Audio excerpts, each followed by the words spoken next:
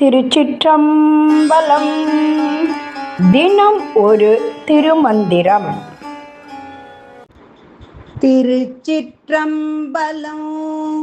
தரை பசு பாசத்து நாதனை உள்ளி உரை பசு பாசத்து ஒருங்க வல்லார்க்கு திரை பசு பாவ செழுங்கடல் நீந்தி கரை பசு பாசம் கடந்தெய்தலாமே. திருச்சிற்றம்பலம். நரை பசு பாசத்து நாதனே உள்ளி என்று தொடங்கும் பாடலை இப்பொழுது நாம் காணப்போகிறோம். திருமூலர் அருளிய திருமந்திரத்தில் இடம்பெற்றுள்ள இந்த பாடல் ஆன்மா இறைவனை அடைந்து பிறவி தலையில் இருந்து விடுபடும் உன்னத நிலையை விளக்குகிறது.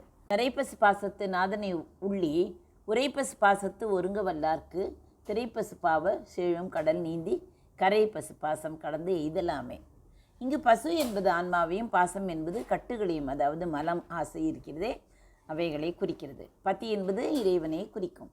நரைப்பசு பாசத்து நாதனை உள்ளி என்று குறிக்கிறார். எப்படி என்றால் என்ன?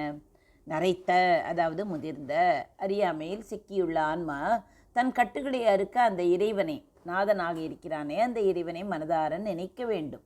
உரைப்பசு பாசத்து ஒருங்க வல்லார்க்கு, அப்படி என்றால் என்ன? சொல்லப்படுகின்ற ஆன்ம தத்துவங்களை உணர்ந்து இறைவனோடு ஒன்றி மனதை ஒருமுகப்படுத்த வல்லவர்களுக்கு திரைப்பசு பாவ செழுங்கடல் நீந்தி அலைகள் வீசும் பாவம் மற்றும் பிறவி எனும் ஆழமான கடலை எளிதாக நீந்தி கடக்க முடியும். திரைப்பசு பாசம் கடந்த இதலாமே. முடிவில் ஆன்மாவை பிணித்துள்ள ஆணவம் கண்மம் மாயை எனும் பாச கரைகளை கடந்து இறைவனது திருவடி எனும் கரையை அடைந்து விடலாம். ஒரு முறை ஒரு பெரும் அறிஞர் ஆற்றை கடக்க ஒரு படகில் ஏறினார். படகோட்டை அமைதியாக துடுப்பு போட்டு கொண்டிருந்தான். அறிஞர் அவனிடம், உனக்கு வானசாஸ்திரம் தெரியுமா, தர்க்க சாஸ்திரம் தெரியுமா என்று கேட்டார். படகோட்டி, தெரியாது ஐயா என்றான். உன் வாழ்நாளில் பாதி வீணாகிவிட்டதே என்று அறிஞர் ஏளனம் செய்தார். திடீரென ஆற்றில் பெருவெள்ளம் வந்தது. படகு கவிழும் நிலை ஏற்பட்டது. இப்போது படகோட்டி கேட்டான், ஐயா உங்களுக்கு நீந்த தெரியுமா என்று. அறிஞர், ஆஹா தெரியாதே என்றார். படகோட்டி சொன்னான், உங்கள் வாழ்நாள் முழுவதுமே இப்போது வீணாகப் போகிறதே, நான் நீந்தி கரை சேரப் போகிறேன் என்று கூறினான். இந்த கதையில் வரும் வெள்ளம்தான் பிறவி பெருங்கடல். நாம் கற்ற கல்வியோ சேர்த்த செல்வமோ நம்மை கரை சேர்க்காது. நீந்துதல் என்னும் இறை சிந்தனை மட்டுமே நம்மை பாசக்கட்டுகளிலிருந்து விடுவித்து கரை சேர்க்கும்.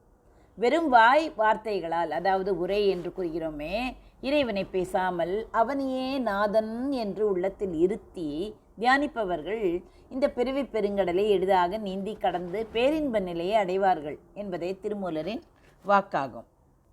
சுருக்கமாக சொன்னால், உலக பாசங்களில் சிக்கி தவிக்கும் ஆன்மா இறைவனை துணியாக கொண்டு மனதை ஒருநிலைப்படுத்தினால் கர்ம வினைகளை நீக்கி முக்தி அடையலாம் என்பதுதான் கருத்து.